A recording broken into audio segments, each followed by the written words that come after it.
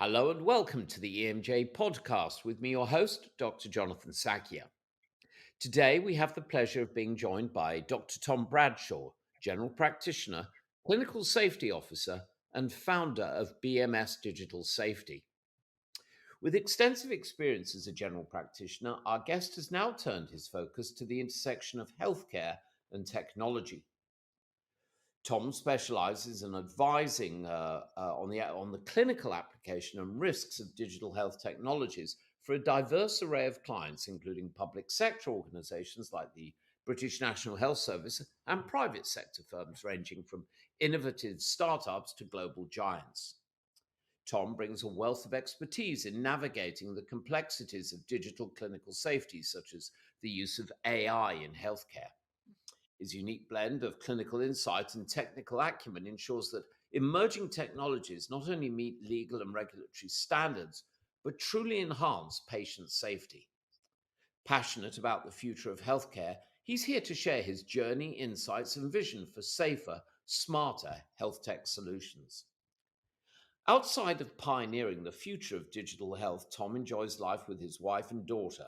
He's based in Leeds and he's an avid Leeds United football fan. That's football for our American listeners, where you use a ball and your feet.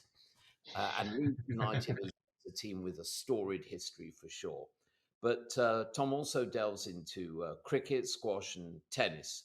Whether he's strategizing on the court or cheering from the stands, Tom knows how to bring passion and energy to everything he does. I hope you enjoy the conversation with Dr. Tom Bradshaw. So here we go. Welcome, Tom. Okay, thank you, Jonathan. That's a great introduction. That's brilliant. Well, for a young chap, you've got a very impressive background, a very impressive CV. But before we dive into that, I'm a fellow football supporter, and we were talking just before we got on. Tell us about Leeds. It looks like you're going to be back in the Premiership next season. And as I've told you, I'm a Spurs supporter, and I wish we had Joe Roden and Manor Solomon back on our books, both of whom are with you at the moment. And your love for racket sports. Have you got your daughter engaged in your love of footy and court Well, sport? my daughter's one at the moment, so she's not quite Never she's too not quite young. old enough to. Never too young to start. She's just about walking, so I think maybe a squash racket might be a bit dangerous in her hands at the moment. She watches football with me. She doesn't like it when we score. I tend to get a bit too loud for her, I think. But yeah, you don't need Solomon or Vodon back based on last night. You're pretty good without them. Uh, Yeah, this is Tottenham Hotspur. Obviously. We snatch defeat from the jaws of victory with frequency. But Yeah, yeah, I think Leeds will be back next season, so maybe we can go and watch a Premiership match together. But touch let, wood. let's Yes. let's leap into your career. You first gained expertise in digital healthcare through the Byte Labs Healthcare Fellowship, where you worked with a company using generative AI in radiology solutions. What initially interested you in this role, and what were some of the key challenges you had while collaborating on uh, these innovative solutions? Tell us about your journey. Well, yeah. So it wasn't. I don't think the Bite Labs was strictly my first introduction to digital health, but it was probably one of the most. It's probably one of my first introductions to AI in a clinical setting. And I think the my journey basically is from being a general practitioner, wanting to be, full time, working, seeing patients, actually getting very frustrated with the progress and the speed at which healthcare was or wasn't progressing in the digital space, especially at primary care level. We've seemed to have reached a certain level of digital maturity and then failed to progress much further. And um, the project the project with VAD AI, who were the team I worked with in the US, um, was very exciting because it was all about improving not just outcomes for patients, but improving the life of clinicians and preventing burnout, dealing with the stresses and the strains of life. And it struck a chord with me really because one of the challenges of being at that point, moving from full-time clinician to part-time clinician and part-time digital health consultant is very much as a full-time clinician, I was almost getting burnt out really with the intensity and the feeling of Groundhog Day that you get sometimes, facing the same problems, not having a great deal of opportunity to address them within your clinic, having to face the same patient frustrations and being the face of the inefficiencies in the system.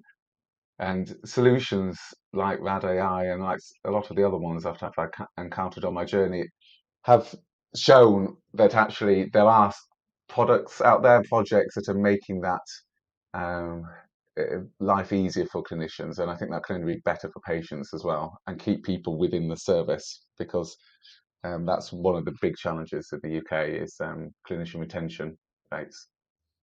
Yeah, very, very much so. And you've hinted at this, the repetitive nature of a lot of medicine, and dealing with data in various forms, whether it's blood tests or radiology reports.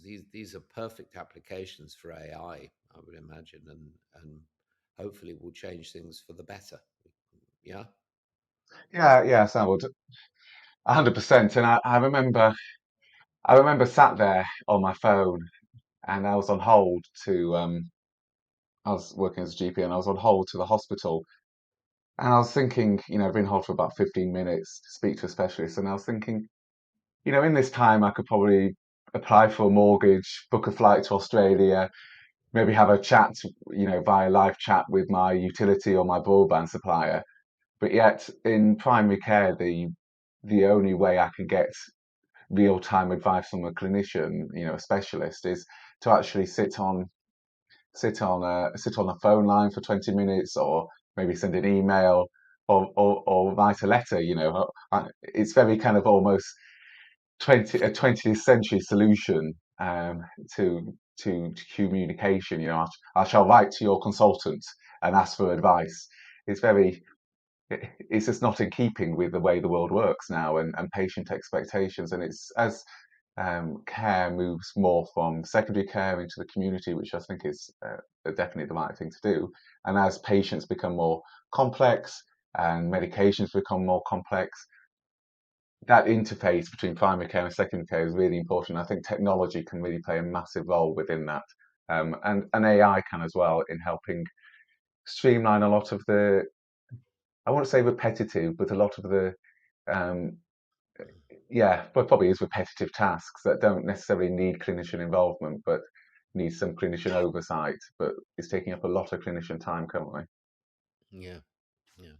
So you've been an advisory board member for EMIS, a company that supplies electronic patient record systems and software to healthcare settings, and you've been heavily involved in their primary care research and future tech strategies. What are some of the main risks associated with this kind of software, in particular, the implementation of AI in primary care that you were just hinting at? Give us your Yeah. perspective. Well, yeah, so a bit of background. I mean, for anyone who doesn't know EMIS, they're one of the major electronic health record providers within the UK, especially within GP settings and primary care. And I was fortunate to join their data and research advisory board to help with the uptake of research within primary care, because one of the primary care does a lot of things well, and one of them is assimilating data. We've had electronic health records for 30 odd years. There's a lot of data there. But one of the things that we don't do very well, especially compared to secondary care, is use that data for research purposes and service improvement. And EMIS have released a paper, a new market paper, detailing some of the barriers for research within the UK primary care sector. And a lot of those are translatable really to actually the adoption of AI within primary care. Kind of thinking specifically about digital maturation within primary care, you have a bit of a challenge at the moment because, as I said, primary care has reached a level of digital maturity which is well ahead of secondary care. Um, and they reached that probably 30 odd years ago. They started applying electronic health records, digitalizing records, and now to see paper in primary care is very, very rare. But then they seem to have reached that plateau and then pushing the boundary to the next level, adopting AI technologies, for example, or even it doesn't have to be AI, but other novel communication techniques, requires an upskilling of not just the workforce, the clinicians and the administrative staff, but also the governance structures around that. So the clinical information team and digital implementation teams, the hardware around it, and also having the financial backing because primary care is not especially awash with money nowadays. So that's some of the issues that are there, and there's a lot of fear of AI, I think, in healthcare in general, um, because of a sense of losing control, and in a system which hasn't especially matured significantly, for the last, I say, since I was working in primary care, the greatest change was over COVID, really, where we had to bring more technologies in. But that was only the only period really where I saw a rapid change and rapid uptake in adoption of digital technologies. And since then, there's been a before and since there's been a relatively plateau phase, I think, and that's one of the biggest challenges and one of the biggest safety aspects really is of digital rollout within the GP sector. Right. Right. So I mentioned in my introduction that you're the founder of BMS Digital Safety, and you ensure that technologies meet NHS digital tech standards. Um, but of course, the technology is always going to move faster than the ability of regulators to regulate. So Yeah. we have a moral and ethical responsibility to get things right. So can you tell us more about AI guardrails and the latest NHS led review of clinical safety standards, which aim to ensure the safety of, of AI for our Mm. patients, those of us using it? Do you have any thoughts on the government's new regulatory innovation office? That's a little bit of I don't know, a conflict of terms. Regulatory, and innovation are rarely found in the same sentence. Yeah. Um, It's a bit of a always feels like a misnomer, doesn't it? yeah, A it's bit really, hypocritical, yeah. yeah. Innovation I, is all about disruption, and regulation is all about preventing disruption. So yeah, difficult. and I think you touch on one of the difficulties to facing a clinical safety officer. So, um, for those who don't know what a clinical safety officer is, because some people might not have even heard of people like me, we look at what the safety aspects and the safe application of digital health technologies. So that is essentially, does this product do what it says on the tin? And if it does that, is it going to do it safely, or how could things go wrong, basically, and how may that affect the patient? And in the UK, we have, aside from Scotland, actually, the rest of the UK have the DCB standards, which have been around for many years, and they're desperately due a refresh. And it's really good news that NHS England have started a consultation period on that to look at addressing DCB 0129, which is primarily for manufacturers, and then moving on to DCB 0160, which are for health tech, which are for healthcare organisations or implementing the health technologies. And these are two synergistic standards that sit side by side and should form a bit of a translatory process where the clinical safety officer for a supplier manufacturer does their risk assessment, they identify problems and solutions, and then anything that they can't sort, they um, produce a report which is then transferred to the healthcare organisation who do a similar process and try and identify the risks associated with that. And that alongside so there's the review of that, and I think that's really crucial, especially with AI. There's also the Regulatory Innovation Office, which are looking at the general application and the barriers to implementation of software as a medical device and software within health tech, amongst other sectors, and how we can break down some of the barriers.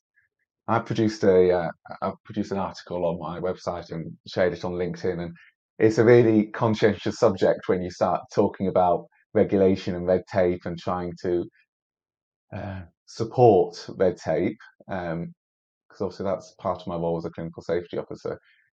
People often see red tape as a negative, and the removal of red tape. Oh yes, that's great, but actually within the world of healthcare and health tech, you need a certain level of safety assurances to maintain the trust in your system and your technologies. The current position of the UK market is really quite interesting, and it all goes back to Brexit. A lot of things in the UK goes back to Brexit nowadays. So since leaving the EU, we now our software as a medical device regulations sit with the old medical device regs, and they're quite old, 20 odd years old. So they have to be uplifted and changed. And the EU have the latest EU medical device regulations, and also the EU AI Act, which I'm sure we'll talk about a bit about in the future. But we have to be very careful and I know I'm not talking about guardrails at the moment, I'll come on to that in a bit. We have to be very careful as the UK to remember our place in the world now that we're not part of the EU, in that our healthcare market is about 5% of the global market. And if we are going to introduce more stringent or more rigorous regulations, we're actually going to put ourselves at a significant disadvantage, because manufacturers, large global health tech manufacturers, may not choose to undergo a more rigorous process for a relatively small market share when they can go to the EU, go to the US and North America countries and have a greater market share anyway. So we may actually cut ourselves off from a lot of the market. But equally, we can't lower our safety standards so far that it makes us unsafe and makes the application of digital software too dangerous, and then patient harm, and we actually lose trust in these technologies. And there are various things that the MHRA are looking to do. One of them is an AI airlock program. There's also a global initiative to get a joined up system between various of these medical device regulators, the FDA, the MHRA, bodies in Europe and Australia and Canada, to ensure that if you are certified in one, so say you're certified within the FDA in America, you can then go through a much abridged version to get certified in the UK and EU to reduce the burden on They did for the ISO of the international standards, the yeah. so-called MedSAP, MDSAP, Mm. which covers you for Australia, Brazil, Canada, a few other countries. But this concept of, heaven forbid, countries actually talking to one another to make sure that we Yes. unify standards and learn from one another, wouldn't that be an interesting idea, right? Yes, it was. It's yeah, and it's one of the things that when you're consulting with companies from abroad, they don't. Yeah, it's kind of trying to explain the nuances of the UK system and compare that to the US or the EU, and why there's all these different standards that they have to achieve, and different some countries place more relevance and value in the ISO regulations. There are a lot of, you have ISO 42001, BS 30440, which are very prevalent in the UK, but actually the new AI Act, EU AI Act, is looking to move away from those. So you have a real kind of conflicting views sometimes. It can get quite complex for manufacturers. And that's part of my role as a clinical safety officer, is to try and demystify that a bit, um, and simplify that. I haven't even mentioned guardrails. I'm happy to talk about guardrails as well, Yeah. Jonathan, if you want me to. Yes, please. Yeah, so I think one of the things to remember when you're talking about guardrails, and within the clinical safety, clinical safety world, we have something called controls, and they make what's called mitigations or guardrails. Essentially, they're all the same thing, and these are systems, applications, safety mechanisms that you're putting in place within your software or the deployment of the software to reduce patient harm. And if anyone knows a Swiss cheese model of risk prevention, then the more each control, each guardrail is like an extra layer of Swiss cheese to prevent patient risk occurring. And it's trying to break that chain of failure, and that's really important. But there's quite a few guardrails that are commonly used. Two of the ones that are most commonly talked about is things like explainable AI and human in the loop, um, which is part of the EU AI Act. It's part of AMLAS, which is a document produced by the University of York, the assurance of automated machine learning systems. And these are talking about things that manufacturers should aim to do with their AI when they're developing it to make it safe, essentially. But what we have got to also make sure is that these guardrails can be applied well in healthcare.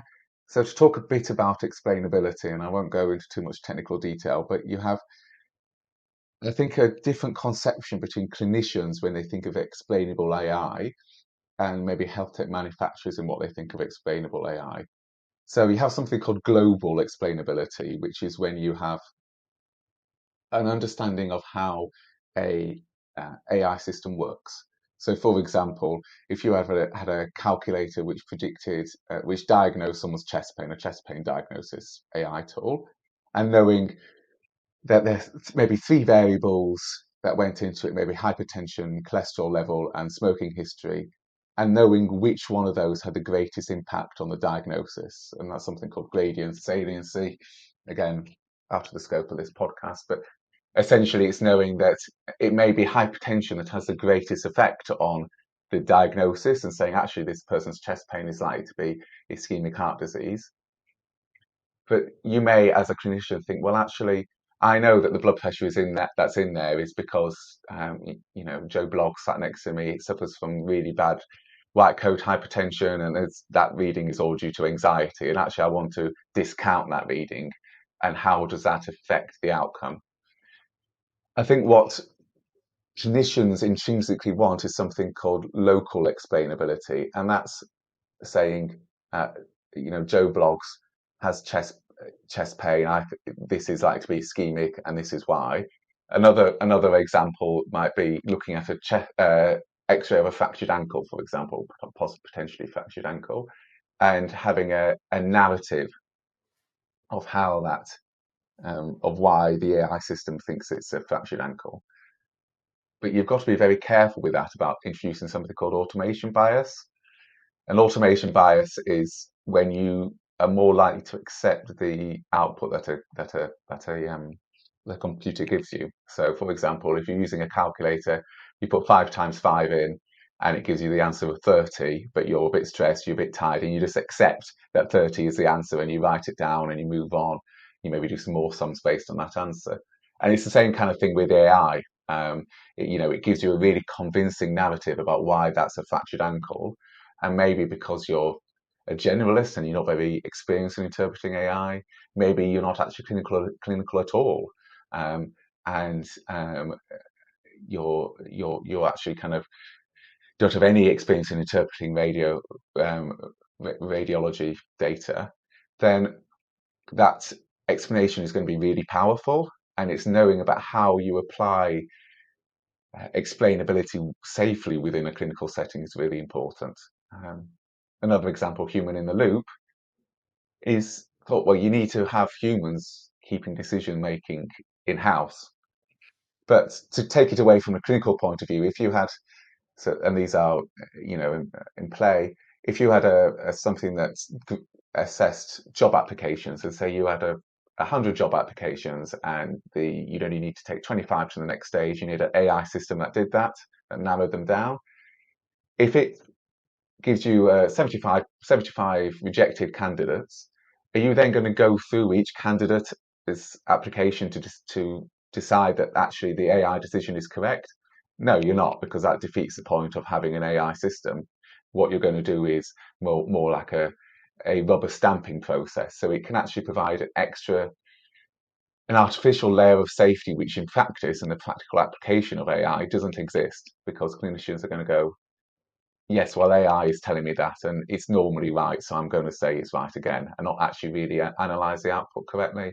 And that's, I think, what I'm essentially trying to say is that these guardrails are important to have in place, but what's also really important is to understand the human factor interaction with them and how that applies. I hope I haven't bored everyone with that answer. That's quite a long-winded explanation of things, but I think it's something I'm really quite passionate about and quite interested in as well, because that also goes into human sciences and human factors and human just what it is like to be human in the loop and a clinician, um, and that's really the the boundary that we're at really at the moment, I think. No, I think you've done a wonderful job explaining. It's not boring. It's fascinating because the concept of human in the loop. I had it. One of the explanations I had was, when you were first doing mathematics and you like a long list of figures that you had to add up or do something to manipulate, the first thing you were taught to do is eyeball it and say, is the Yes. answer going to be 50, 500, 5,000, or 50,000? Is it, what's the scale? And then you say, oh, it's going to be, it's, 4,972. And you go, yeah, that sounds right. If you got the answer of 4,972,000, you'd go, something's gone wrong here. I must have pressed the wrong button, Yes, held it exactly. down too long. So it's holding the button down too long. So that's very Yeah. helpful.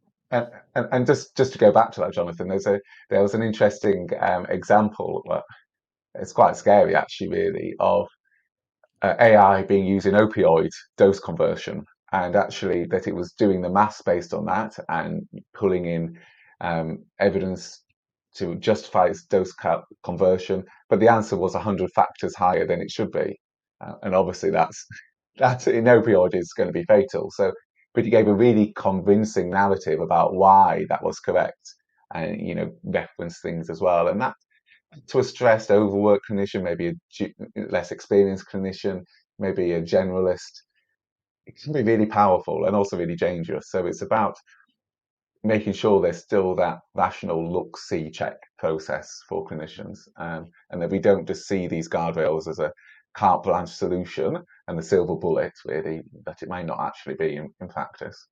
Yeah. So I'm thinking how best to phrase this because, from some perspectives, the NHS is making strides in digital maturity, moving from analog to digital, but there are still many challenges. And I guess another way to say that is, are we moving fast enough? But from your perspective, what are the biggest barriers to this shift? What were the brown folders you guys used in general practice? Bevan, they were The, named for a the new Lloyd George notes, There we go. Okay. yes, I knew he yeah. was a politician. Um, so, what are the biggest barriers to this shift? And where are some of the biggest opportunities to improve care delivery in I practice? think, yeah, this is a really interesting question, and this goes back to actually, I think, having a strategy that has to be mandated centrally. I think, or maybe centrally, at least guided centrally to know actually where are we looking to go with AI, so and digital maturity, and uh, having a bit of a roadmap. It's not about just getting digital systems in everywhere that you can think of and seeing how that works. What I would like to see is actually the government, NHS England, whether that's a regulatory innovation office, I don't know, saying this is where we want to be. So we want to be at this point in 10 years' time, 15 years' time. Maybe that's with clinicians actually who are experts in AI health tech working on the front line and using AI as a more generalist approach within hospitals. Um, but actually, having that roadmap means that we know the journey we're going to take, and that's helpful for manufacturers because they know what kind of systems and solutions they're looking to deploy and design. But also, it ensures that we don't have something called an AI aristocracy, which is a phrase I've borrowed um, from something I've read. I think it's a really good term, and that's basically exacerbating existing healthcare inequalities through the use of AI. And we know that healthcare is inequitable. We know that if you are in a postcode in certain areas of the country, your life expectancy is a lot less than other areas. And we know that even the provision of healthcare within different clinical systems, clinical specialities is different. Child and adolescent mental health, for example, it gets a lot less coverage sometimes than other specialities.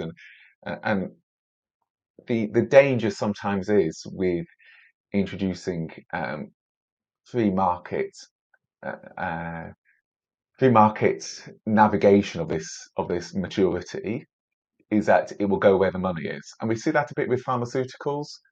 Um, kind of taking antibiotic development, for example, there's less novel antibiotic generation nowadays because pharmaceutical companies know that if a really good broad spectrum antibiotic comes out, its use is going to be heavily limited because number one, the risk of C. diff and other associated infections, but also the risk of drug resistance. And so actually, the price point is going to have to be really high to justify the use of that antibiotic, the development of that antibiotic, because it's going to be heavy. The demand is going to be heavily regulated and restricted within the healthcare system to protect that antibiotic for the future use.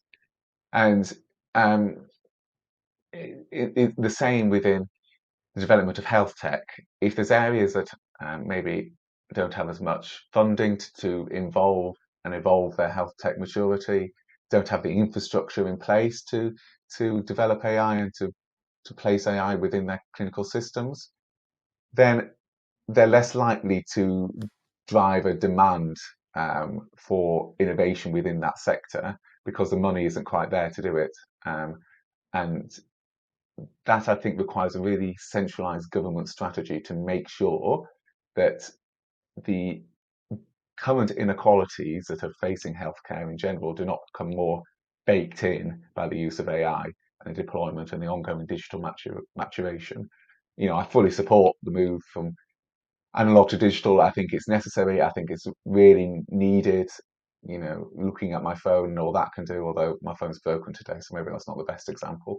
But looking at what my phone can do compared to everything else in healthcare, I think we shouldn't be lagging so far behind, but we have to do it in a strategic and joined up way um, to make sure we don't waste money and don't waste this opportunity. Sure. Don't know if that answers your question, Jonathan. Yeah, no, I think so. Well, you've mentioned Britain, Europe, lots of shifting sands in terms of regulation. The rest of Europe has a broad range of regulations and approaches to AI in healthcare, such as the European Health Data Space, the EU Artificial Intelligence Act. Um, from your experience, are there any European regulatory approaches that could be beneficial to the UK to adopt, particularly in terms of clinical safety and innovation? I mean, heaven forbid again that another country should have an idea that we should adopt. Mm. What a ridiculous construct. Yes. Well, actually, in one respect, the UK is doing really well, I think, because the the concept of a clinical safety officer is quite unique to the UK, to England, Wales, and Northern Ireland, and that is less prevalent within the EU.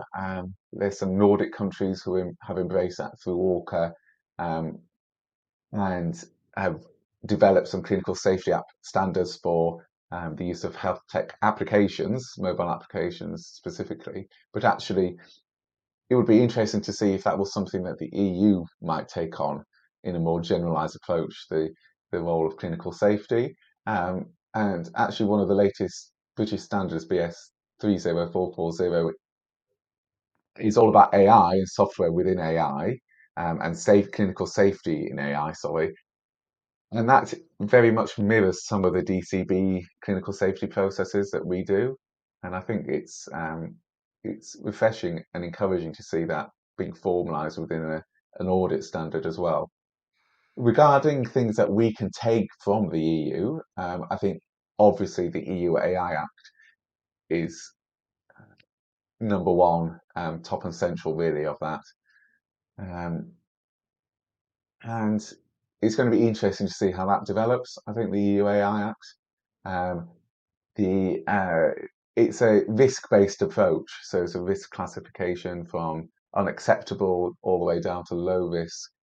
And at the moment, anything which is a software as a medical device, category 2A, 2B, category 3, which is the by far pretty much all of software as a medical device, especially AI software as a medical device, will be classified as higher risk and require extra certification approval within the AI Act, and that's coming in August 2027. That's going to be law within the EU, but you have a bit of a grace period if you've already got medical device certification that is still legal until your medical device certification elapses.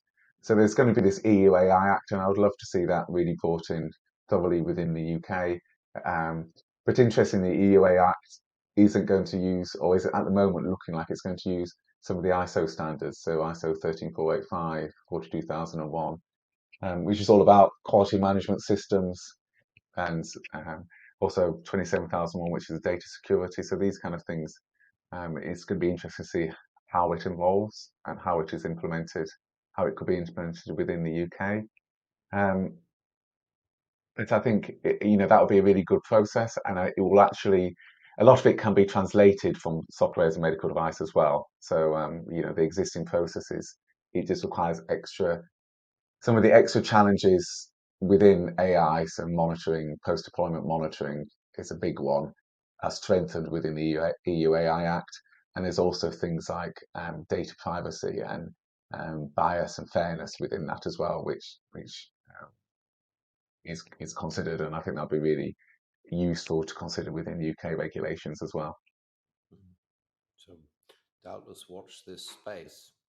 Well, Yes. Tom, I always like to ask my guests that if you came across a magical genie and you could have three wishes for your area of healthcare, what might the good Dr. Bradshaw's wishes be? Aside for when I'm in GP, maybe a few more hours in the day. I think I think I think as a clinical safety officer, one of the big things would be to have these clinical safety standards having more teeth, because at the moment this is a very much a transactional. The DCB standards are very much transactional. They're based on a certain amount of good faith that the manufacturer is going to do it, that the healthcare organisation is aware that they need to ask and check these documents. And secondary care is doing that very well. Primary care is a very complex um, system behind that. With ICBs, PCN GPs, who holds the can for checking these documentations. And in social care, I'm not sure there's any real awareness of the DCB standards that I've come across. Maybe that's doing a slight disservice, but I think there should be more teeth within it. So a reflection, maybe that's within the CQC, but also a reflection not just punitive, but on organizations and developers that are doing this well, and that reward developers and organizations who are really embracing digital security and digital safety, would be really refreshing, I think. So that's number one. Number two, I would love someone to develop maybe it's on the market already and I've just not come across it, a chatbot system so I could talk to a specialist, not chatbot, but live chat, so I could chat to a specialist in real time without having to hang on the phone or write an email or write a letter. I think that'd be really refreshing. Um, and I think number three would be the government and NHS England to really focus on the strategy for AI development and digital maturation as a country, so that we are not we are not letting the tail wag the donkey, essentially, and that we know where we want to go, and that we provide clear guidance to manufacturers to show them where we want to go, because that'd be really helpful for them, and really will help me support manufacturers as well, because it's all about making their life easy. We're very reliant on manufacturers to develop this tech and to want to come to the UK and to show a really logical system about how we were going to do that, where we want to be, and where the regulation is going to sit. I think would do wonders for our process to really speed up that process in the future. So that would be my plea to the government, plea to manufacturers, and yes, plea to NHS England when they're reviewing the DCB standards. Yeah. Well, I fully understanding the need for regulations so that you don't have, what's it, Skynet from the Terminator movies going rogue. Yeah. But also regulation and innovation. I really struggle with that, and sometimes the concept of ask for forgiveness rather than permission is a way forward. I just don't want to see us over-regulate ourselves and prevent. No, I don't think so. And I think my final point, Jonathan, is that actually people view clinical safety officers as a blocker, as someone who is there to stifle innovation, to slow things down, to try and prevent innovation, essentially. And we're not. We want to see it going as quickly as it can do and as safely as it can do. Because the problem is, if you don't look at the human factors and the way it is deployed, it will trip up, it will fall down, and it's actually going to set us back. So we're all about trying to make it smoother so that if someone has a great product and there's a healthcare organization that wants to implement it, people like me can come along and say, great, this is what you need to do to make it really lastful and impactful. It's like building a house on rock instead of building it on sand and thinking that that will do. And sometimes people look at clinical safety officers and think, oh, they're going to come up with loads of problems, and that's not my intention. I actually want to change things for the better. Sure, I know. I'm sure that has come across very, very clearly. Well, I'm afraid that's all we've got time for today, and I'd like to thank you, Dr. Tom Bradshaw, for being with us today. Real pleasure to chat with you and to learn from you. Thanks so much, Tom. It's been a pleasure coming on, Jonathan. Yes, I hope I've been helpful. Very, very much so. And I can assure anyone who's watching or listening, he's real. He is not an AI generated avatar, and neither am I. So, folks, please consider subscribing so that you never miss an episode of the EMJ podcast. Check out the archives. There's loads of great episodes in there. And please join us next week for another fascinating conversation. Until then, I'm Dr. Jonathan Sackier. I thank you for listening. Please, everyone, stay safe, stay well, and stay curious. Bye for now.